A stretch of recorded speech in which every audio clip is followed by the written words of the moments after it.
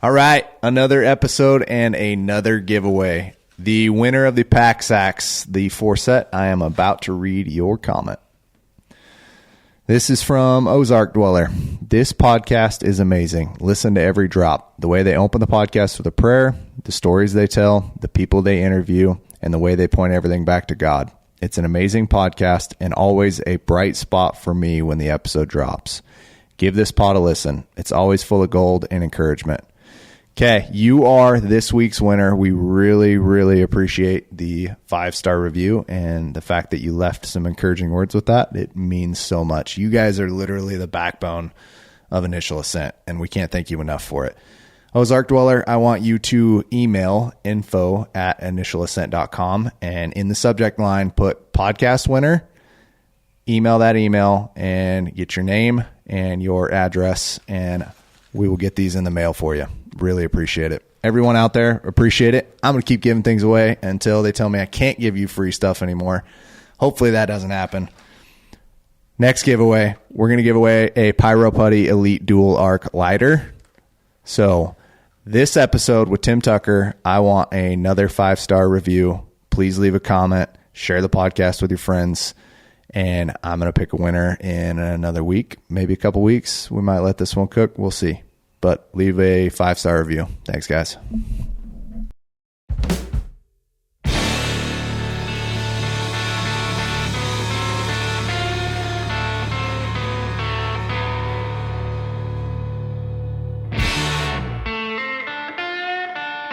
Welcome to the Mountain Dude Podcast, brought to you by Initial Ascent, where we share stories of grit, determination, and the relentless pursuit of growth. This is a space where backcountry hunting meets the deeper lessons of life. Success born from struggle and the art of carrying heavy loads more comfortably, both physically and metaphorically, through faith and perseverance.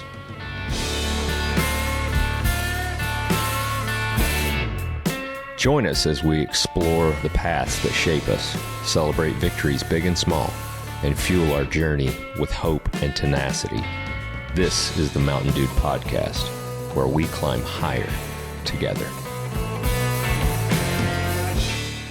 Did you get Dennis's good right here. Soothing voice? Sweet, man. Started out? Awesome. Okay. Oh, yeah.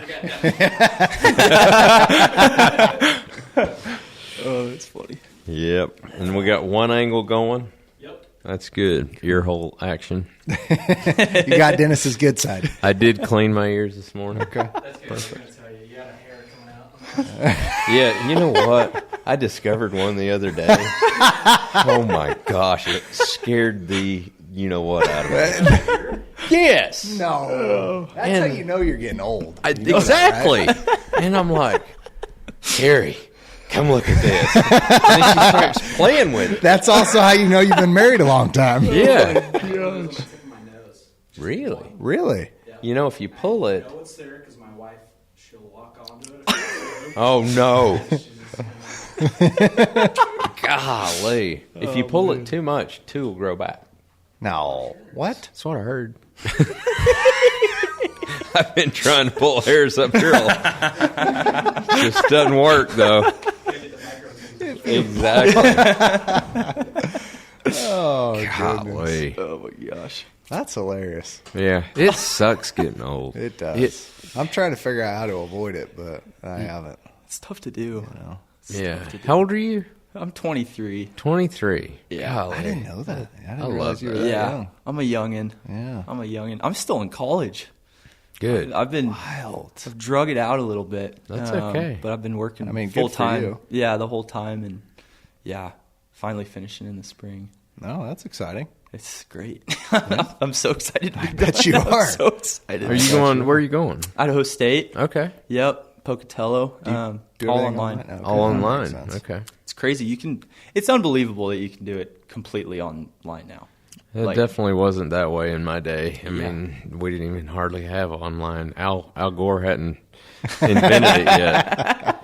But Dennis, you don't have to age yourself so much. no, you know what? Once I You get talk about rolling, the hair that grows in your ears. once I get rolling, man, But yeah, it's a different world now because like It is. my daughter, she just got into grad school Okay. at Liberty, and she's doing it online, completely online That's from crazy. Arkansas. I don't of know all how places. you stay so focused because I started my associates online and I lasted like a semester and a half. I feel like I think don't even there's know if I some got through the there's second some one. folks that can do it, and there's some Yeah. folks that Yeah. can't. It didn't help that I was going for a criminal justice degree and I was already in law enforcement. So to hear professors try to tell me how to do it was like, this that's is a tough. waste of time. Yeah. It's tough. I'm not good at school. It worked out great for me because I did high school all online. Oh, you were okay. post COVID, Yep. or you were in high school Right, during kinda- COVID. Yep. Yep, I graduated 2020. Oh, okay. So- So you didn't even get to have a live graduation. Nope, I was one of those guys. No kidding. Yeah, what are the odds of that? It's just crazy. Wild. So you're a year older than you're a year ahead of my twins. Okay.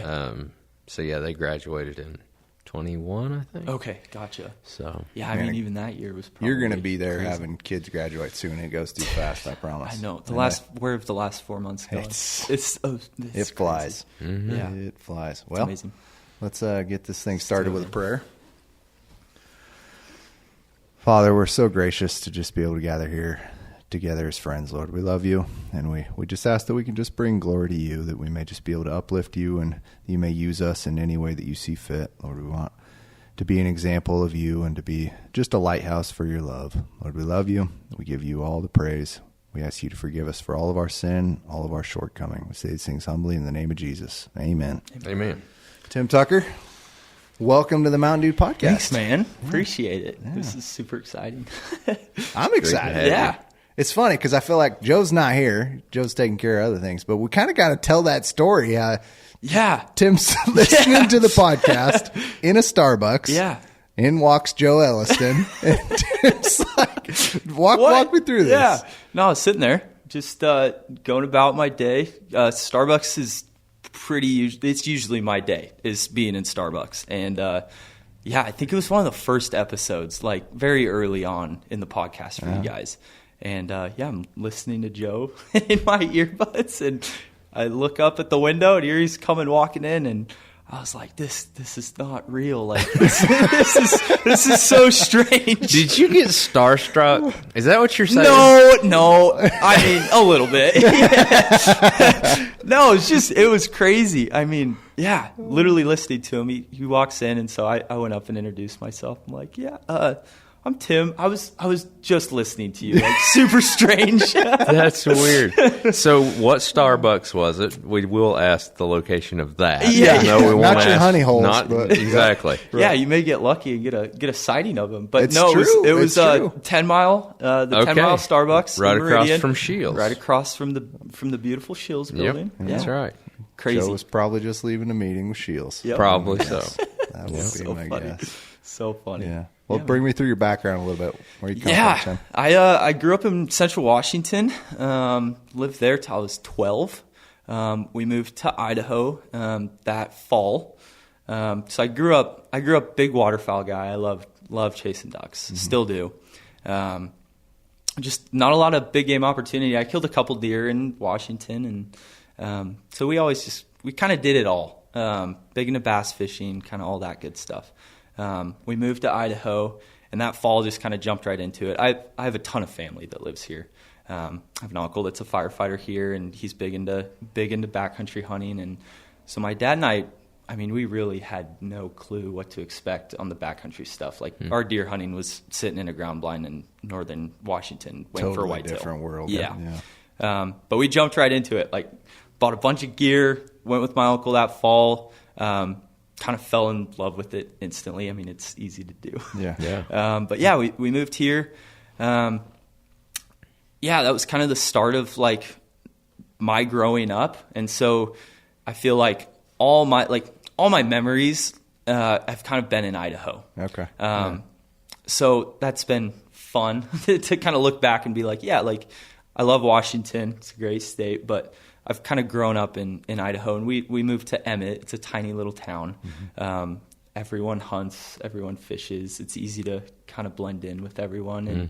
And Talk to me about that first trip. You got here, and you said you started falling in love with, you fell in love with backcountry hunting on that first hunt. What was that hunt like? Talk me through that. That first hunt was actually not quite backcountry. We did just a simple deer hunt, but we did a couple miles, and that was the first time I glassed. Like, growing up in Washington, you're not glassing. Yeah. And that was like instantly what I fell in love with. It was like just sitting behind glass. Yeah. And back then, there was a lot of deer in Idaho back then. Yeah. So we saw a ton of animals that day, and I think I ended up shooting a doe on that trip. Okay. I think I actually doubled up with my little cousin on that trip. Oh, that's cool. So that was kind of like the first go at it, chasing deer. That's also when I fell in love with the mule deer. I mean, they're the best. The big mule deer. I love mule deer. Yeah. Yep. So yeah, that was kind of the first introduction. That following fall is when I did my first archery hunt, backcountry hunt with my uncle. Okay, so you kind of dove into it. Did you archery hunt in Washington? No. Oh, so you come to Idaho, totally new world. Yeah. You're going to start big game hunting, and now you're like, let's pick up a bow. Yeah. Okay. Which is crazy. I mean, I was you were 13. 12? I was 13 at that point. Okay. Did your dad archery hunt leading up to this, or didn't. you guys both? Nope, did he start when you were? Yeah. That's cool. Yeah. That's really cool. I mean, we jumped right in, and my uncle and his family, like my older cousin, killed his first bull when, like, early on. His first bull was with a bow. So they just have kind of always done it. And so, yeah, we jumped in that summer. Like, I remember my dad and I both went and picked up a bow and just got off to the races. Yeah. Isn't that awesome? I mean, as a kid, getting your first bow and just shooting. Yeah. And how it's just awesome to get in that little world because you're in your own little world. So soothing too. It is. It is, and you've put everything out of your mind but that. Yeah. And that target and that pin and that arrow that flies.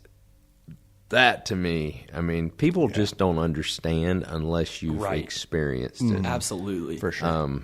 You're not thinking about the outside noise, nothing else. No. And at a time where, like, I had a lot of friends back in Washington. So when we moved here, I mean, I was going to a little Christian school. Yeah.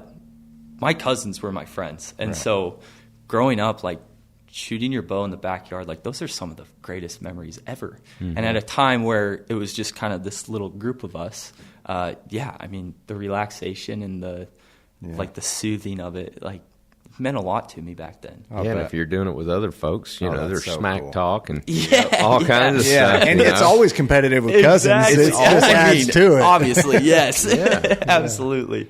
That's awesome. Okay. No, it was interesting. It was a fun time of my life. Just those years where we were all kind of the same age. We spent a lot of time in the mountains together. Like, those are very fond memories for me. Like, really good memories. That's really cool. How long did it take you to fill your first tag with a bow?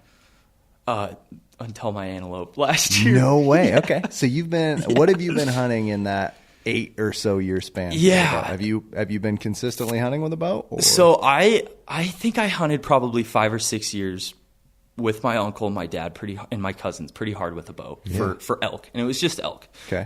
Always, like, I still love rifle mule deer. Okay. So I never chased deer with a bow. It was just always elk, like elk September and bow. During the rut? Yep. Okay. Yep. And what a cool experience with your family, right? Oh, it's just that's my favorite. Some thing of the to hunt with photos that family. we have, I'm just like, it's such a blessing. Like, those are such good memories.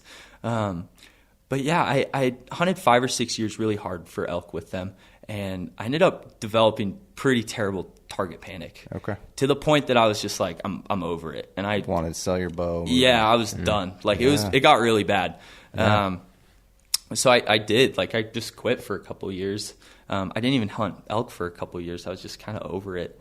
And it was antelope that got me back into it. Really? So okay. The tags and opportunities that we have here, I was like, I could pick up the bow again and chase antelope quite consistently.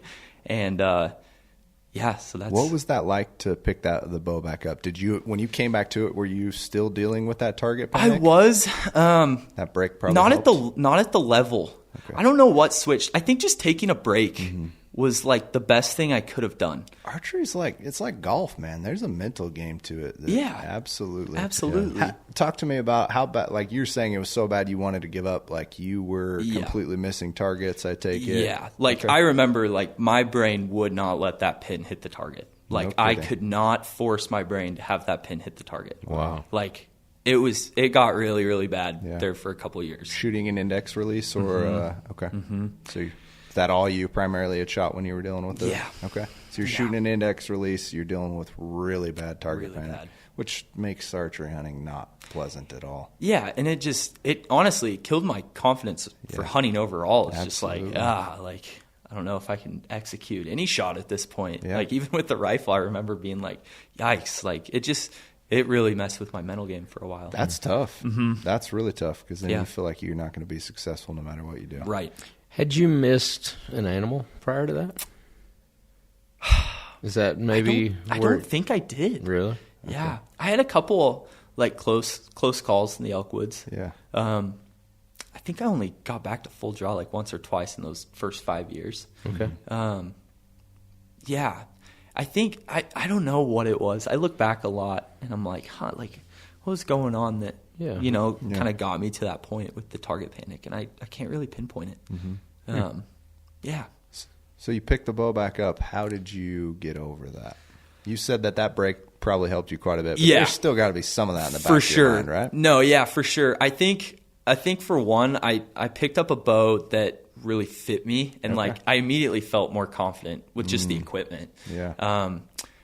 I spent a lot of time shooting by myself. I think shooting with other people kind of gave me more anxiety. And so that first summer, before I started chasing goats again, like I just shot by myself every night. And I think that was healing in a way. Yeah. Like just by myself and just giving myself more grace. Like, dude, if you miss, like, it's all good. Like, you're good. That's such a tip right there. Yeah, too. yeah. We're all going to make mistakes. Exactly. Things are going to happen. Exactly. I also think that a huge part of that is at the same time I was starting to golf a lot. Okay. And I got real confident with being bad at golf. And so it's just like, what's the worst that's going to happen? Like I shake a shot, it's good, right? Yeah. Like we'll just go on to the next. Right. So yeah, I think there was a lot of little components that kind of led back up. And over that summer, like the groups just kind of started to shrink and the confidence kind of started to build. And I also I set some criteria, like you're not going to get to hunt if you're not where you feel like you should be. And so there were some goals there. How many arrows do you think you shot a night when you picked that thing back up? Quite a bit. A lot. So you were I started light, like 20, 30 arrows and Okay. kind of eased into it. That's a lot of arrows a day. Some people don't put that in except for 2 weeks before season. And I would break it up because I was working a chiller job at the time, and so time allowed me to like shoot 10, take a break, go back out, shoot another 10. It kind of sounds like you went back almost to your roots too, to shooting by yourself in the backyard. Yeah. Okay. Absolutely. So that probably helped ground you and get back to what you needed to be. Yeah, Okay. absolutely. You talked about buying another bow, and that kind of helped. Yeah. I did that this last. Yeah. This actually last spring. Huh. Yeah, because I had an experience this last fall with a bull, and we ended up losing the bull. But I can't tell you what happened. But I do know this is when I went back and started shooting my bow after season again, the confidence wasn't there. Yeah. It was just not there. And so, I hadn't had a new bow in probably 3 years or something like that. Okay. But I'm like, you know what? Maybe I just need to start from scratch. A little shake up. Yeah. And that's what I did. I bought a new bow and just cleared my head. Yeah. And from the word go, it was just a different story. I was back. I had my confidence back. Yep. I started getting some reps, and a lot of it was just shooting by myself. Yeah. But shooting a lot of arrows. And so sometimes that helps, man. Yeah, that's sometimes an you just need to interesting perspective. just restart. Yeah. Just start I've from never scratch thought if about you can that. do that. Absolutely. For sure. Yeah. No, Wow. I think there's something so important about like there's a mental thing there with just like a clean slate. Like it's just like, okay, we're starting over. Right. I remember just like even like going to someone I trusted to set the bow up and just being like, "Hey, like we're starting over." Like, there's like a freeing feeling to that. It's a new experience. Yeah. This is, like you say, this is a blank slate. Right. And that's what I thought. Like, I've got a new feel. Everything's just new. And so is my brain at this point. Yes. I'm thinking about everything from this point on. Right. Not thinking about what happened. I never realized this. As you guys are telling both of your stories this way, I did the same thing. Did you? I restarted with a bow. I started developing some target panic. So I always have shot a hinge. Like the first bull I ever killed with a bow was with a hinge. Interesting. I switched to a thumb, to an index because I was dealing with it. And then I wasn't happy with that bow anyways. It wasn't something that I loved. I never liked it. I bought it because my bow broke mid-September, and it was what was in stock to get me back out there. Right. And then a year later, going into that fall, going into that summer, I bought a brand new bow that year, and it's exactly what happened. It literally reset the slate. Now that you say that, I realize that it was, I think, a kind of a brand new reset. Yeah. I never thought about it in the moment, but my shooting's never been better, and I think the little reset kind of brought me back. That's an interesting perspective. That might be something somebody out there needs to try. Yeah. If you can, maybe you can manage so. It sure worked for me. Yeah, and I did it for that reason. Yeah. I'm like, I need a reset, Yep. and it worked. I just 3 weeks ago killed a whitetail in Missouri with my bow, and so cool. It just happened just like it was supposed to. Well, and maybe if you can't do it with a bow, try a new release. Some of the smaller things. Maybe that so. Reset, I think, can make a difference because I've seen that with buddies. You pass them a release. Hey, go shoot this for a while. That transition kind of helps. So awesome. You almost have to focus on things too different at that point. Yeah. Something that's unfamiliar to you, you're trying to reset things and Right. find your zero essentially, right? Okay, so you struggle with the target panic. We're back to it. You've beat it. You gain enough confidence that first year? Big time, to take it? I was Okay. going into it super confident. Yeah? Yeah, I super love it. confident. Got humbled really quick. Yeah. Well, you're chasing one of the hardest animals to kill with a bow. This Yeah. is an antelope hunt, correct? Yeah, correct. Spot and stock? Yeah. Oh, they are so It's- hard to kill with a bow. It's incredible how hard they are to kill. It's like nuts. Whenever I'm out there, I'm just like, how are you guys just so in tune what's going on? With everything. They don't seem to Everything. miss things. They really do. They're a cool critter. And as soon as you think you got them figured out, it's just like, nope. Yeah. See you later. Yeah. Yeah, it's just, That's the it's truth. crazy. So to take me through that season. Yeah. You go out. One of my best buddies, we started off that season strong. So we went to this, I mean, I've never hunted antelope before. So I'm going in the dark, doing some scouting, and I was just like torn on where to go. Didn't really know what I was doing at all. Didn't really know if I should do the whole water game, do the spot and stock game. Yeah. Sitting in a blind sounded tedious, and for me, that's rough to sit still for a couple hours. Yeah.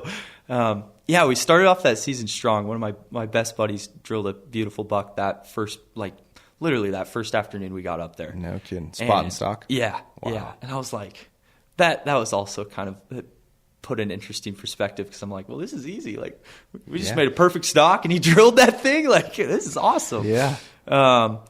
After that's where it went downhill. I think I missed 4 or 5 that season, and Okay. I couldn't tell you what happened on any of them. Still don't know. Yeah, Okay.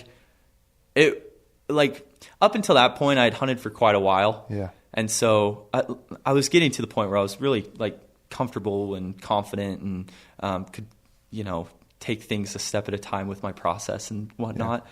For whatever reason, spot and stock antelope, I just feel like it went out the window. It just got you going. It got me going, Okay. and got me super, super excited to the point where I was like, my process would just immediately fall apart once I got into range. Yeah. And so, I probably missed 4 or 5 that season, and I literally couldn't tell you what happened. Wow. Had 2 that they straight up just ducked at 40 yards, and but That'll happen. I was having a blast, right?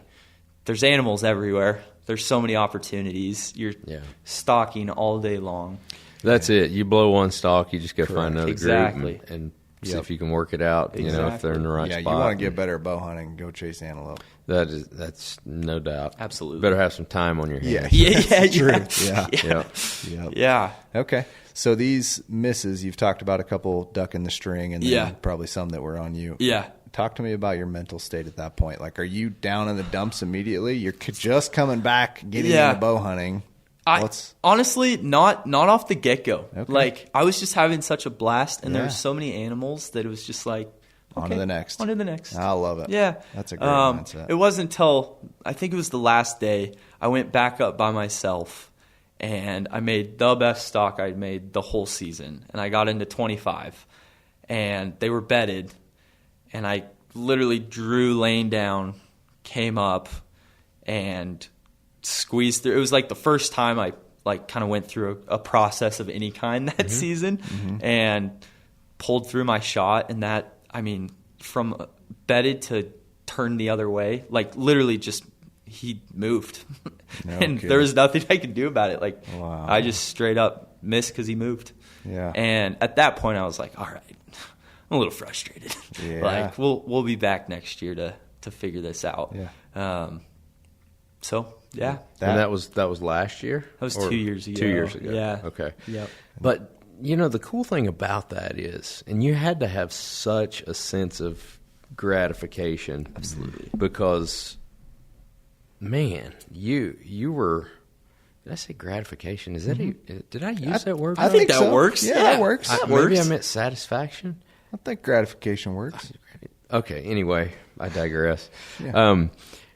But you did everything right, and it just didn't happen. That's bow hunting sometimes. You got it. Absolutely. I mean, just getting the bow drawn without him knowing that, and you're 25 yards away. Right. That is such an accomplishment. Oh, yeah. To go in on a stalk like that and to get to 25 yards on an antelope, and it wasn't just one. It was a group of them, It right? was a group of them. Dude, That's absolutely an accomplishment. that's top. Yeah. That's top notch, man. Question for you in that scenario. Absolutely. Did you stand up to shoot him, or did you come to? I went to my knees, and that's when he picked saw me you. up. Yeah. And I've so, been busted so many times that way. Yeah, and I mean, he was the one I shot at he was literally laying down, but he was kind of quartered to me, and so as soon as I got to my knees, and I was behind a pretty big sagebrush, but by the time I got to my knees and kind of leaned out, I mean, I immediately saw his head just come around where he was at. They picked that movement Not up. just that little bit. Yep. And, you know, one thing you'll hear a lot of the experts say, you take a Brian Barney or somebody like that that's successfully done this over and over and over. He'll say, that their eyesight is so keen at long distances, sometimes they'll actually look past you. Right. I think maybe I read that Remy Warren said that or something. Okay. I think I've heard Brian say that as well. Yeah. But yeah, that's really interesting. But man, the ability for them to pick up movement. I mean, you really need some wind, some movement out there to help. Yep. Absolutely. Right? Yeah. And That's to have such a difference the wind maker. in the right direction. Right. Obviously. Yeah, absolutely. Yeah. But yeah, just to have that movement out there sure. just really, really helps. Yeah. What a huge accomplishment, though, to be able to get, like Dennis is talking about, Yeah. get in bow range, not be detected. Those things are not easy to No. get in Yeah. bow range. So hard. I had a deal this past September. Actually, it was first part of October. It's actually October 1. And had a tag in Wyoming for antelope, but it was a rifle tag. And I was able to put a stalk on a buck. He was by himself. Okay. And I got the wind right, and I was able to put a stalk on the buck to within 50 yards. Wow. And I came up right behind him. He was facing the other way. The wind was blowing in our face for a little bit. And and the thing about it was I was actually trying to move that buck because he was too close. There was a feedlot right there. Okay. And I was hunting on private land, and they didn't want to shoot anywhere near the feedlot. And so I had to actually move him around. So I wanted to see just how close I could get. Yeah. And, got within 50 yards of him. But once I got there, I mean, he was so switched on. It's like once I got within that range, all of a sudden it was bing. He knew something was going on. He didn't quite know what, and then he just had to turn his head maybe a quarter of the turn because, like I say, he was pointing straight away from me. And I just to see what I could get away with, I moved my hand up like that. He turned around.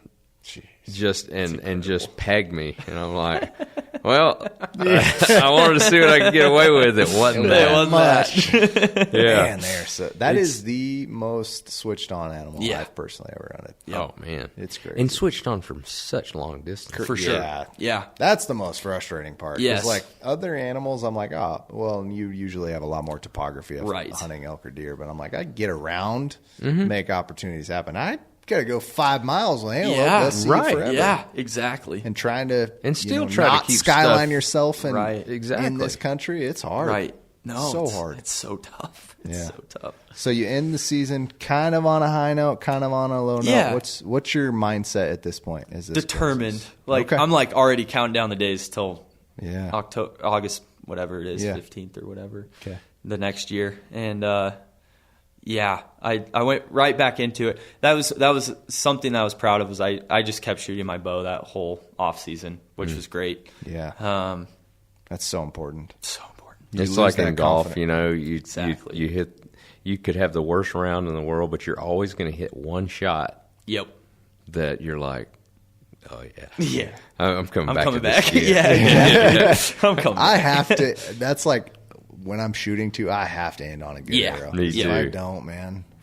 I'll think about it. Yeah. But you end on a good arrow, it's like, I'd kill anything inside 70. Exactly. Even though the whole day was terrible. That one arrow, I'm like, yep.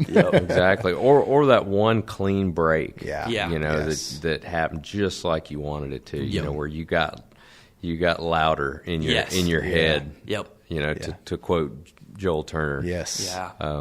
Yeah. That's the one where when it breaks, you're like, oh, money. Yep. Like I'm notorious. I'll call it out. Dude, when it, like, especially, a lot of times I'll be shooting at 40 and 50 yards on that last sequence. And if it breaks good, I'll just put my head down and start gathering arrows because I know it's going to hit right. Yeah, I love it. Have you been there? Fantastic. Yeah. Worst part about that with antelope is I did that. There's a video on my Instagram of that. I shot a buck at like 27 yards. And it broke, and it was the perfect arrow like you want in the backyard. I said it. I'm like, oh, dead buck. It literally breaks. Boom. I'm like, dead buck. And he whirls, and I'm like, I hit him high. And I have footage of it, and he dropped like 9 inches. I hit him in the void. Wow. But it was that scenario. Everything broke perfect. Literally called it out loud, like, oh, dead buck. And then I'm like, what? What's going on? I hit him high. How did I hit him high? Like, thankfully, I had some footage of it, so I knew exactly what happened. That is the worst part with antelope. I have shot at bucks, and I'm like, did he duck my string? Right. Did I do something? Right. Yeah. Because they're so fast. What's the percentage of antelope ducking your string? It's got to out be of every high. 5. It's. What do you I think? don't know. I have no. I can tell you. Well, you know Roger's story. I don't know if you know Roger Holscher, a buddy of mine.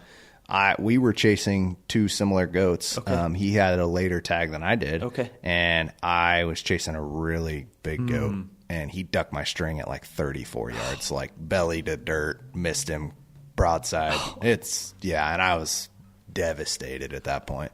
And I told Roger about it, and Roger goes out and hunts a buck that I had patterned because he was hunting. Okay. So there's some BLM and then some private, and he was going into my dad's private that my dad farms. So I was like, hey, here's his crossing. He's going to hit one of 2 points. Well, Roger went in there, and I can't remember exact yardages, but I'm pretty sure Roger said the buck was at like 27 or something like that. I long story short, Roger was going to hold on him and was like, remembered me telling him the amount of bucks that have ducked my string, and he aimed 9 yards lower or something crazy like that. And that buck did. He dropped right into that arrow, and Roger crushed him. Wow, Yeah. what a chance. Yeah. That what is a crazy. I'm like, I'm glad somebody can learn from my mistakes. Wow, that's Yeah. Wow, that's incredible. And I think, and now I'll be perfectly transparent. I've never killed an antelope with my bow. We're in the same boat. So We got the same goal. You're in rare air. there, Yes. Yeah. Right? We're trying to learn something here. We're learning something here. But man, I don't know. And you talk about something that'll mess with your confidence. Big time. If you're having to sit there and say, well, should I aim low? Right. Because there's a certain percentage that's going to duck the string. I think it all depends on, how that buck comes in or is he switched on? Right. Because you can tell. Absolutely, You can tell if they're switched on. You can tell if if they got their head down grazing or whatever, or if they're chasing does and they're just kind of out of sight, out of mind type deal. Yep. But yeah, it's a decision that you have to make, and Roger made the right one. Yep. Yeah. I'm glad he did. Yeah. That's Yeah, awesome. absolutely. Great buck, ducked too. right into it. Yeah. That's awesome. So we're here at this season. You're chasing goats again. Yeah. The opener comes. Yeah, I took off like 6 days that first week. Okay. Good for the, you. The first week and then kind of into the second week. Yeah. Little wrinkle, I just had my baby like 3 weeks beforehand. Oh, yeah. Wait, you had your baby? Not me. No, we had our baby. My amazing wife That's let me awesome, still man. go. She Wow. knew that I needed some redemption on the goats. And my best buddy, we went up and we spent it was like 7 days, 7 or 8 days. And I kind of started off right where I left. Ended up missing 2 that trip. Bunch of blown shot or just blown stalks and whatnot. There'll be lots of those. Yeah, and it was a blast. And it was fun because he was with me this season, and so we'd take turns and watch and film, and we were in so many goats. It was such a blast. So your spirits are still high Big after time. you've missed 2. Yeah. Okay, that's great. And a huge part of that is get yourself a buddy that can hype you up when you make mistakes. That's Good point. That's a great tip. He was just Yeah. like, dude, you got it. Like, we're gonna kill one.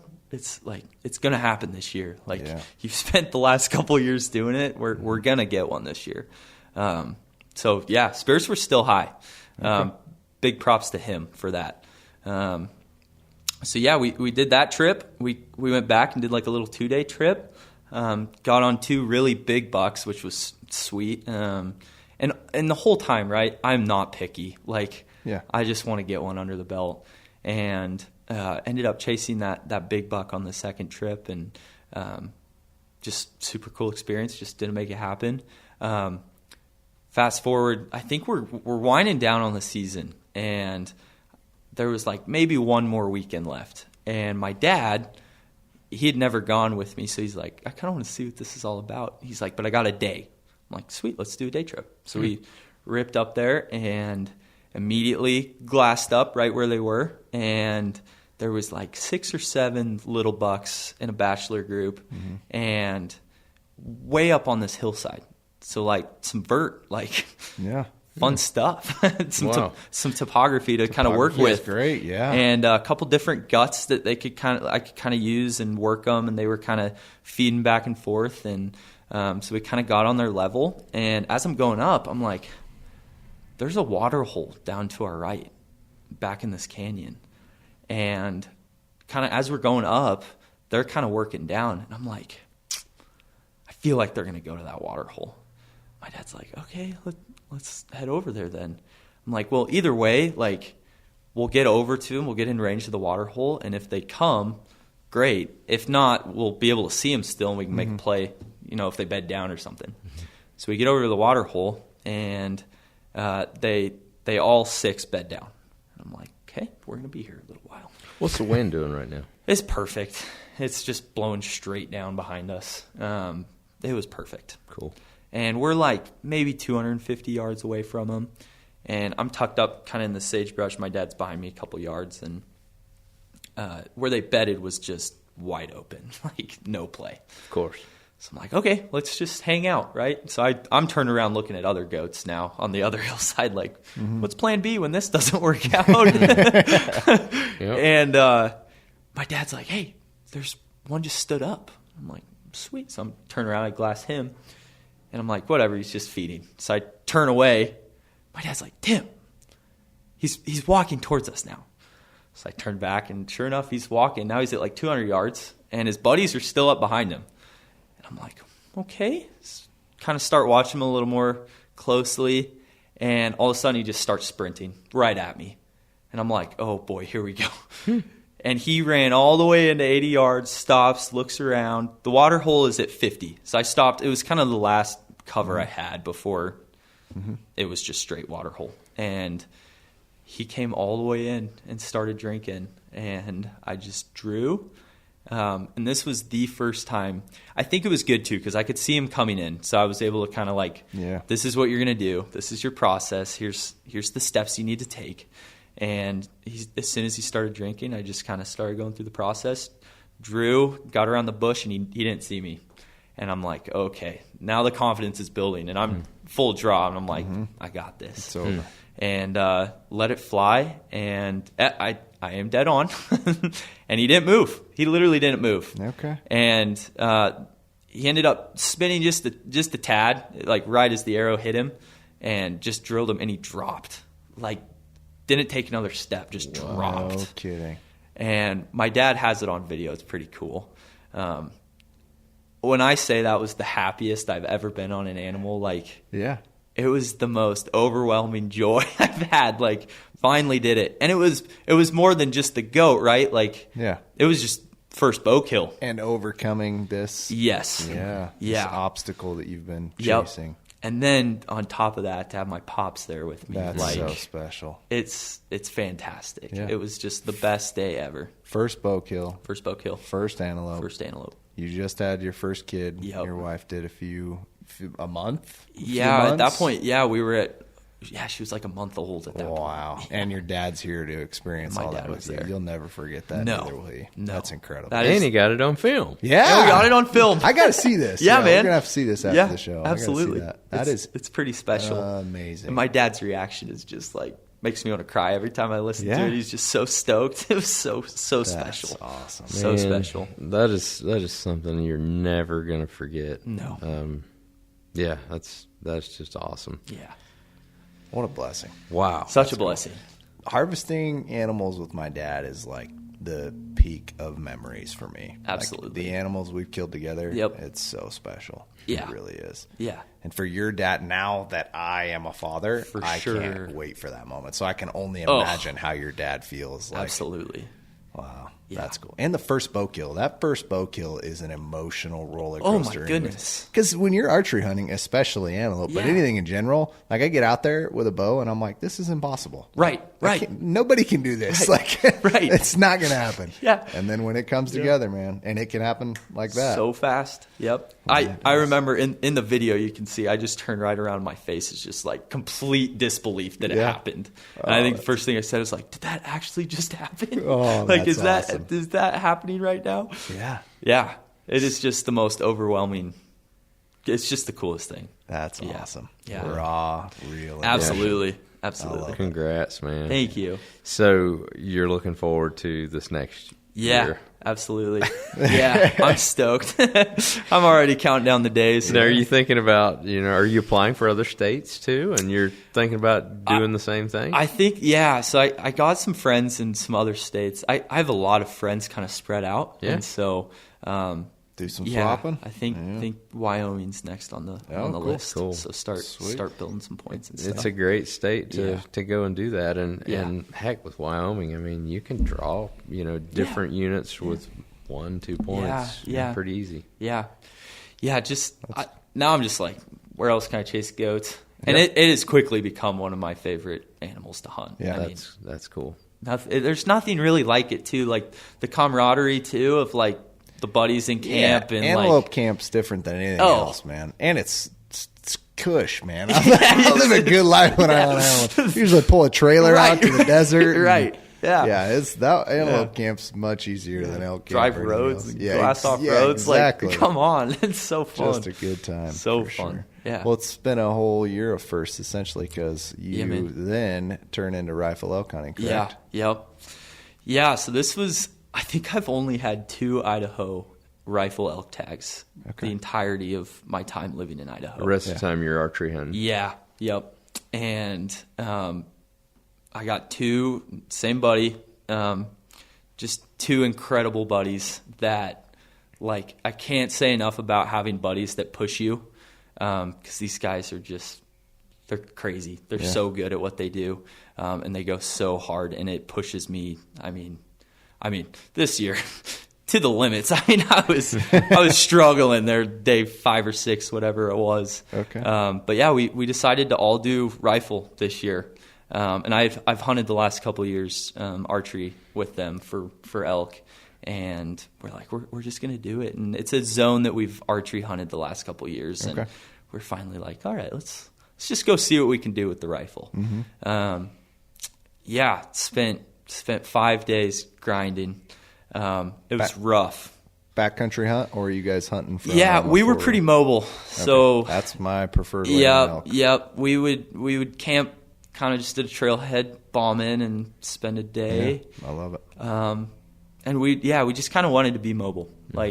So then we'd bomb way out and go somewhere else. And we did that for those first 4 or so days. We were on elk every day. Just not, really? Seeing elk every day. Yeah, and it was different. Like this hunt, usually even at that time, early October, they're still bugling and herded up. Second rut. Yeah, could be coming into play. This year was not that. This year, bulls had split. They were hard to find. They were in just nasty little sneaky holes, and just so many cows and spikes and whatnot. And then that day 4, my buddy and I, we'd split up. So there's 4 of us up there, and we split up, and we kind of each just pick a drainage and bomb to the top and spend the day glassing. And that day 4, we were bombing out to camp and ended up glassing this rag that I was like, I'd be so stoked if I shot that thing. Like, I'd be so stoked. And we were doing a lot of miles and a lot of vert in those couple days, and so I was like, let's do it. So we camped there that night. Woke up the next morning, gone. Just like, dang, man. And so I split up from my buddy. He ended up sending me an inReach. Hey, I found him. I'm like, sweet. So got up to him. Super tough spot, kind of cross canyon. And we watched him for a little while. And I'm like, I don't think that's a different bull. Like, that's a completely different bull. Ended up being a little bigger than the one I found, which was sweet. So we ended up, we stayed on him that entire day, and he went into this patch of timber and just disappeared. And I sat there on the glass for hours, and finally I saw his ear flick from like 1,500 yards away. I'm like, got him. Got him. Are you on a tripod at this point, glassing? Yeah. Yep. Okay. Yep. Spotter totally just locked in. picking it apart. Yep. Yeah. And, North-facing timber that this bull's bedded in? He was south-facing. So he's kind of on this weird little ridge. Probably stays dark and shady still. Exactly. Okay. Yep. And just, you could tell, like, we'd seen him for maybe half an hour in the morning, then he was just in the timber sneaky. And ended up glassing these 5 cows that just kind of came out of nowhere. And I'm like, that's kind of interesting. And they all start walking up right to this timber patch he's in. And that was about the time I glassed up his ear. And those cows got to like 200 yards from him. And the wind switched and is blowing straight to him. I'm like, I wonder if he'll just stand up and come and check him out, right? Like, he's for sure smelling him at this point. Sure enough, he comes walking out and looks right down at him and just starts walking towards him, which was great because this canyon was huge. I mean, you're not even shooting from the side I'm on. It's huge. And so he works his way down, and at that point we dropped way to the bottom and cut some yardage off. Oh, the sprint. Yeah. I think I ate it running down that hill, if I remember right. I think I yard sailed going down that thing. Okay. But yeah, because when he got to the cows, it was kind of the only open spot on this hillside. So we bombed down there and got set up and made a perfect shot. And actually ended up using my buddy's gun because I'd fallen 2 days before that on my gun and was just like, I don't know if I trust it. And so, I ended up get my buddy's gun, and made a perfect shot. He dropped. At this point, I'm like, okay, God, like, this is so many blessings in 1 year, right? Like, this is far too good. And I just remember, we walked up, and my buddy, this was super cool too. Like, they knew how much this bull meant to me, finally getting my bull. And so they're like, hey man, like, let us just break it down for you. Like, I just want you to sit there, watch the sunset, like, enjoy this time. And that was the first time I've ever had that, because usually it's like, enjoy it, get to work kind of thing. Yeah. And it was so special to just sit there with those dudes and just be like, wow, this is so special.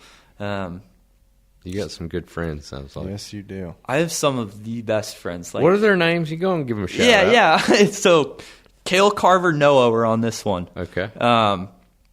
There's so many other friends that I hunt with that deserve a shout out too. But I mean, they are incredible. Some of the best dudes. And like I said, like, this year especially, it hit me like, these guys really pushed me to do things that I probably would struggle doing. Like, physically or? Big time. Yeah. Physically and mentally, just, I mean, getting up some of those spaces where we were, I was like, oh my goodness.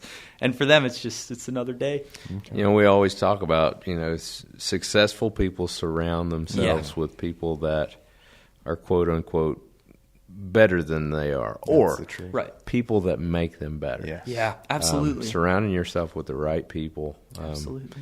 And it doesn't matter what you're doing. Yeah. If you're trying to be a better man, or if you're trying to be a better business guy or a better hunter, surrounding yourself with those types of folks that you're talking about. Absolutely. So important. So it really is. Yeah.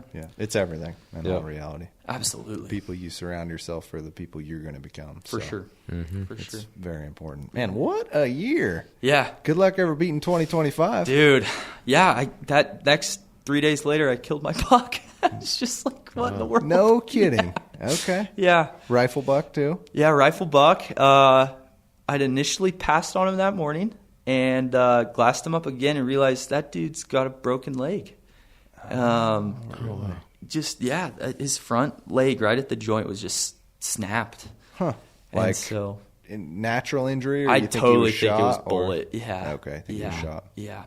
Because it was fresh. It was pretty fresh. It looked like a couple days old. I ended up taking him, and that was my one solo hunt this year. Okay. And at this point, again, I'm just like, God, you're so good. Like, this is incredible. Absolutely. And I breaking him down was really special. I kind of just took my time. I was by myself.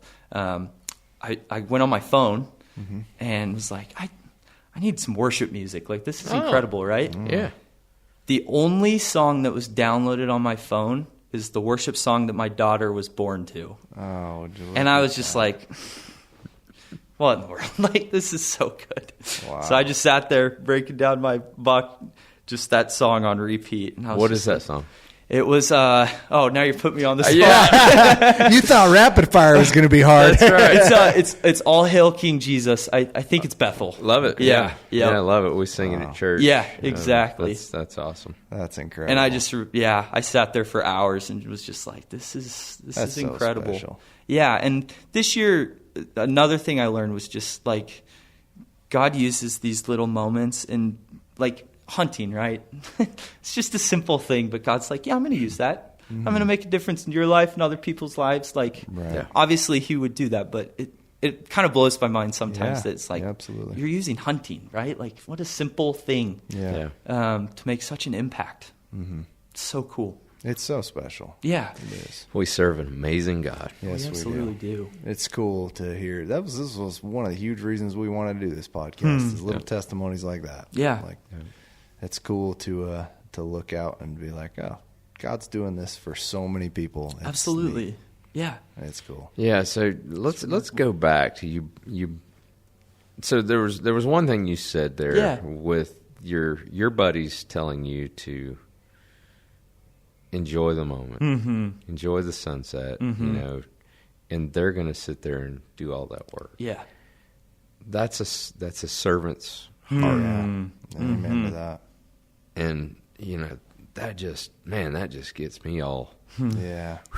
Yeah. Boy, Pretty that's hard not to get emotional with that. it's man, that's just awesome. And then, you know, what do you do with that time? You sit there and you reflect, you praise, Absolutely. you know, you're just enjoying God's creation, what He's provided. Absolutely. And then, you know, then you get your deer, and then you're by yourself, but you're really not. Right. You know? I mean, you Those are some of the best. yeah, you got Yeah. your Heavenly Best Father right there Yeah. with you, Yes.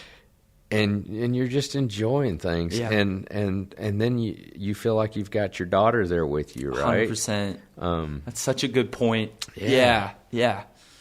That's wow, special. What a year. I want to go hunting with you. Yeah, that's incredible, man. That is so cool. Yeah. Yeah. Yeah. That's cool. So- What a blessing. Such a blessing. It's cool. I appreciate you sharing all those stories. Of course, 'cause it's, man. And you're how old? that's- 23. Exactly. Look You're at that. 23 years Yeah. old and just apparently on fire for God. Yeah. Which is cool. Yeah. And we need more people like yourself That's the truth. in this world. We really do. And I hope that more people will hear this and recognize that you are so young, but man, you are so wise. You know, It's true. That's Yeah. pretty awesome to see. Well, and that was a big part of the reason I wanted to get you on the show is to see that perseverance and then just you putting God first and all of these things and look at, you know, how He's using you now. Like, that's special. Yeah, Yeah, It really Praise is. the Lord. Yeah. That's so cool. So cool. yeah, that is cool, man. Yeah. I love it. Well, Dennis, you got some rapid fire for us? This do is, I? This is the fun part. Oh, man. Here we go. Okay. Well, and this first one, okay, and so let me explain to you a little bit how rapid fire goes. Yeah. You probably heard it since you are a listener of the Yeah. podcast. Yeah. You know, I'm gonna say, you know, one word or another word, Yeah. and you just pick one. No explanations or anything like that.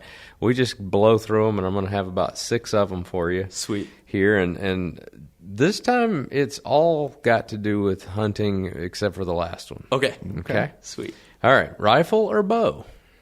Oh, give me my rifle. Okay. After okay, all see, that. you know, After all that. yeah. If I would have asked you that right after your antelope hunt, I I know would've what you been would have bow. said. Yeah. Okay. Camo or solid? Solid. Okay. Yeah. Fixed blade or replaceable blade on a knife? On a knife. I'm gonna go fixed blade. Okay. Yep. I'll add on to that. Okay. Now in Idaho we can shoot expandables. Correct. Are you a fixed blade or expandable guy? Expandable. Okay. Yeah. Okay. Floor or floorless in your shelters? I'm gonna go floor. Okay. Give me the comfiness. You don't I want like any being comfy. creepy crawlers. Yeah, huh? no. Especially on the antelope hunt. No snakes, man. Yeah, there you go. All right, base camp or backpack hunt? I'm gonna go base camp. Okay. Yeah. Love it. This is contrary to a lot of people. But No, yeah, it's man. it's okay. Yeah. We want to know about you. Yeah. Yes. Now, this is one of my personal favorites. Yeah. Bacon or sausage? Ooh. It's all pork. I'm gonna go bacon. Okay. All right. All right. Love it, I man. love it. Tim, where can listeners find you, man? I'm on Instagram, Tim Tucker Creative. I dabble in photo. You do. You photo do a good taking job. Activities. The listeners need to check out your page and give you a follow because you do Yeah, have man. some good content. Thank you. I like Appreciate it, man. Okay. Well, Yeah. thanks for coming on, man. Thank Appreciate you guys. Appreciate it. Until next time, keep your eyes on the summit. This is the Mountain Dude Podcast, signing off.